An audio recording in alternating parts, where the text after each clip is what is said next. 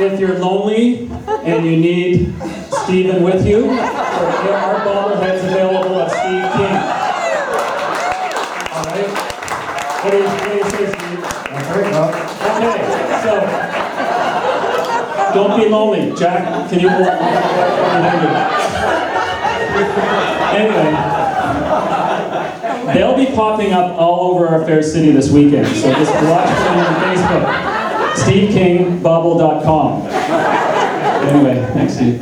I just wanted to thank all the celebrity downtown and of Oak Bay and Victoria, mayors and cheerleader Ken Kelly, the best guy in town for cheerleading of our city, for being here this morning. The committee, the volunteers, everyone that's here.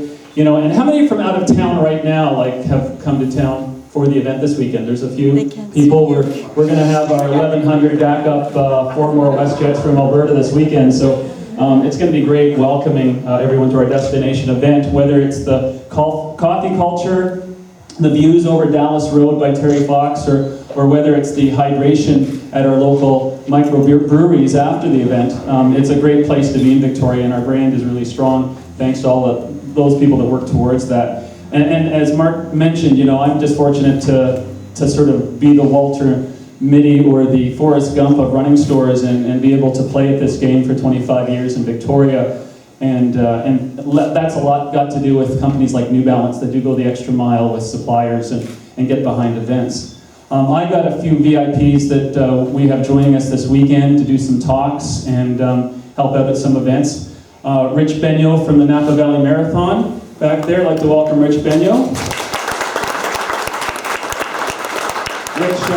Rich was instrumental in many publications over the years. I know I was down in 1979 in San Francisco and Palo Alto at the Runners World Running Conference, and Rich had a lot to do with that. Back in many athletes' birth dates, we were all getting into the sport. It's really exciting to have Rich here. He's got a great event in Napa that runs the first weekend of March every year, point to point through the vineyards. Really wonderful. Another guest that I've traveled far and wide with, who's done some great documentaries over the years. If you turn on your radio on CBC 9 o'clock every night, you'll hear, I'm Paul Kennedy, and this is Ideas. Paul Kennedy from Toronto's here with us from CBC.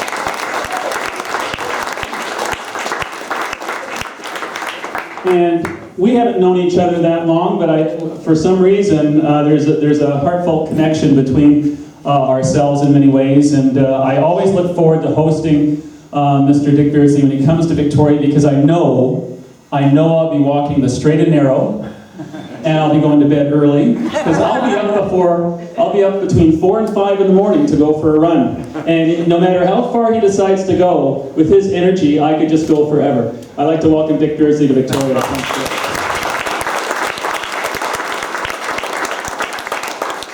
So without further ado, shall I do it now, Louise? Yes. Okay.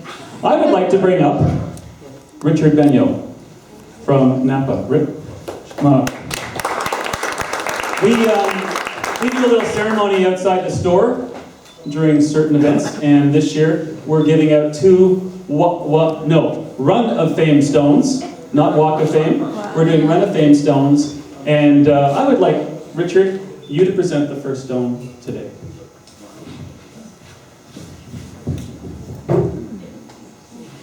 Okay, I think the first time that I came up here was in 1995, and been doing running and racing for 35 years or so.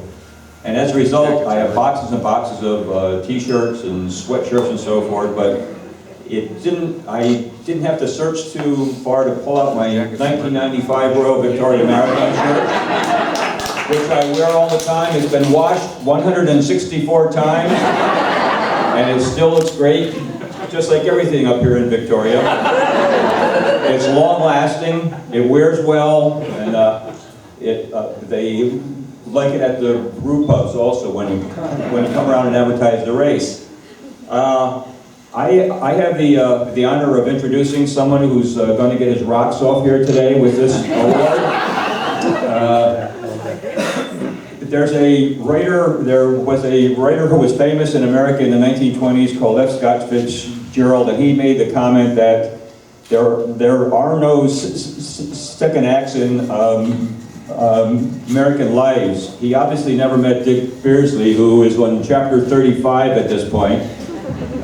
Dick has the distinction of having a unique world record.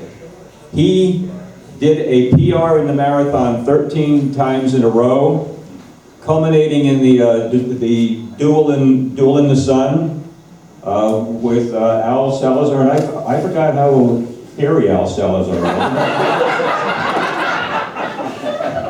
And he seems to be wearing Jerome Drayton's singlet, doesn't he? Dick battled with Alberto that day, and some people would think it was the low point in his life because he came in second place. I don't think there's any more famous second place performance than that. Also, his life kept going on and on a roller coaster after that. He had a farm accident in which his leg almost got torn off, in which he almost died. He came back from that. He had a car accident, actually a pickup truck, right? Yeah. He came back from that. It's been up and down. He's like partially human and partially bionic. He's got new knees. And I always tell people, if you see gray clouds coming in, do not stand near Dick Beardsley, because when the lightning hits, it'll hit you too. One of the most unique and inspirational guys I have ever met, Richard Beardsley. I'm not supposed to call you Dick, right?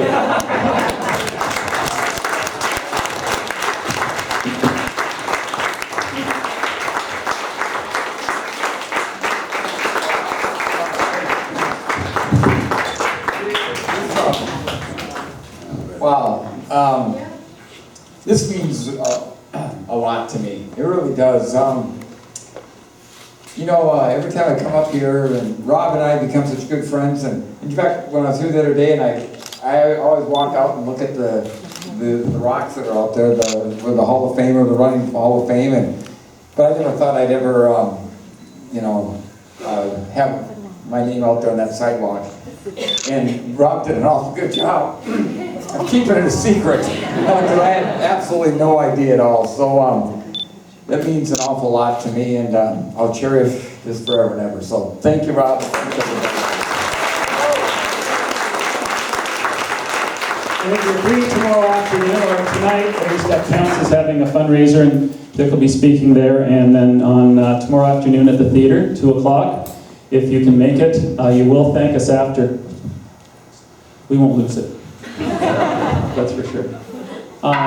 Next, I'd like to call up the gentleman that is behind the scenes on our executive, holding a lot of this together and actually keeping me to task, as long as I don't, freestyle any speeches. But he has got that goal yet to accomplish. I'd like to bring up Glenn. Oh, there he is, Glenn Colwell from the executive committee, or president of the society, to the presentation.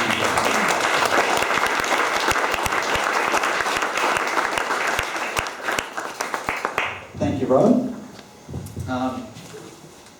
This is going to be easy, and why it's going to be easy is it's so easy for me to say wonderful things about this next inductee. He is, in my mind, and I use a lot of different expressions, a 10 out of 10.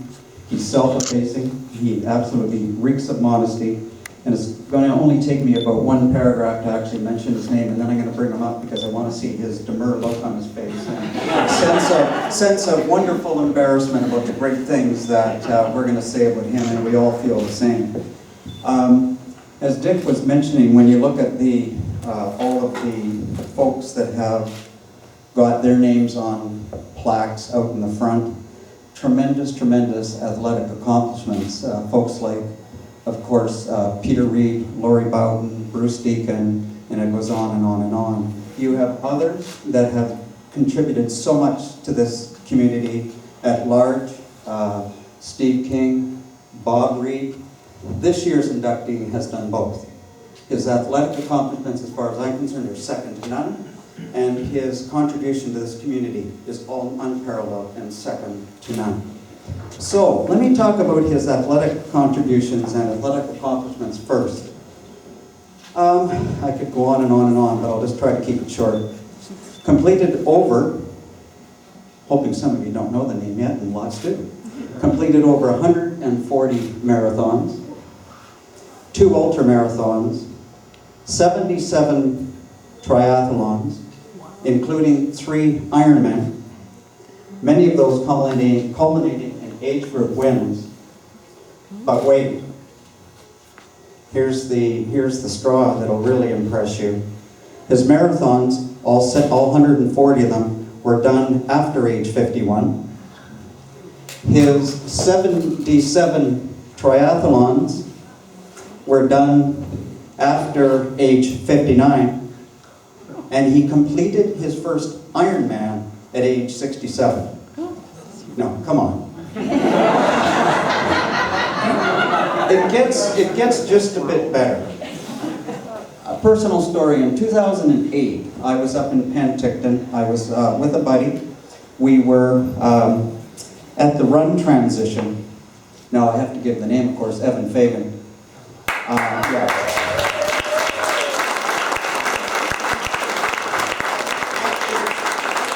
Evan, come on up here. Come on up here. Evan.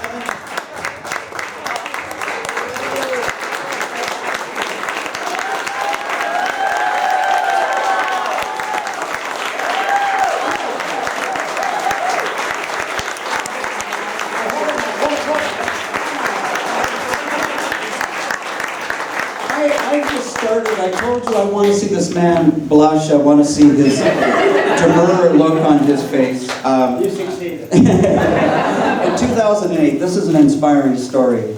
As some of you know, in the Ironman, they have time limits. You can sit down now. You have time limits. And my buddy and myself were at the bike transition, and you had to be in by 10 and a half hours. And we were seriously looking for Evan and wondering, where in the heck is he? When he didn't show up, we thought, oh my gosh, he must have beat us to that area where we were just observing, and he must be out in the course. It wasn't until a little later that evening that I saw Evan, and I said, we didn't see Evan. You must have got there before us when we were watching for you. And he said, no, he said, I had some serious cramping, and he said, I didn't make the time. And they, in a nice way, unceremoniously, take off your number, and that's the end of the race for you. So that was 2008. Not to be undaunted, and a couple years later, as a nice young spring chicken, in 2010, he said, I'm going to beat this. He went down to Coeur d'Alene Ironman, started up the whole thing again, and he was within 5 minutes of finishing the cycle. Guess what they did again? Unceremoniously, they ripped off his bib and said, you're through. Not to be undaunted, 2 months later, he went back up to Penticton to give it another crack. He got a new set of wheels, and he beat his time by an hour, and he was third in his age group. Are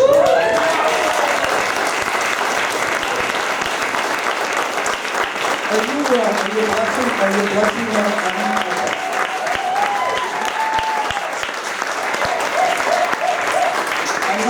I'm not finished yet. I will accelerate this. I said equally impressive are his accomplishments to this community, volunteerism, leaderships. I just couldn't even begin to tell you the number of clinics, events, volunteer things that Evan has done. We heard earlier we alluded to the Charity Pledge Program that started in 2006, and Evan and Kathy were the architects of that program. And Evan continues today to be raising money through the Mount St. Mary's Foundation to raise money. Last year he raised $4,000, and talking to him last night he said he's up to $3,000, and Evan also is intimately involved in providing support to Mount St. Mary's. He's on their society board. And again, I just couldn't begin to tell you all the different things that he does for this community. So Evan, a plaque with your name will be soon outside, and you will be beside many, many astonishing athletes. But guess what? Unequivocally, I can say their names, their plaques will be amongst an equal and an outstanding